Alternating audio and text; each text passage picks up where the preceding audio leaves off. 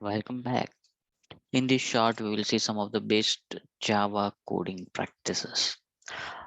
Few of them are generally applies to all the programming, object-oriented programming languages that you use. So yeah, let's start. The first one is use proper naming convention.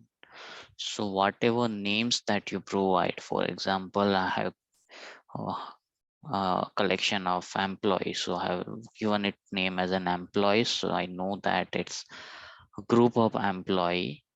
Okay. And even if you see my employee class, you can see there are three attributes: name, gender, and experience. What happens if we don't have a proper naming convention?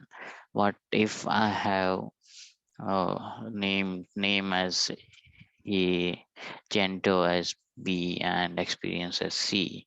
So while accessing the employee object, it would be difficult for any unknown user. Okay, and even for the same developer, as project size grows, it's always difficult to following the namings, abrupt namings that doesn't mean anything.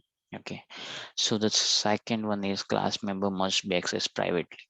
This was one of the, I think, important tips, or you can say standard, that we should always follow.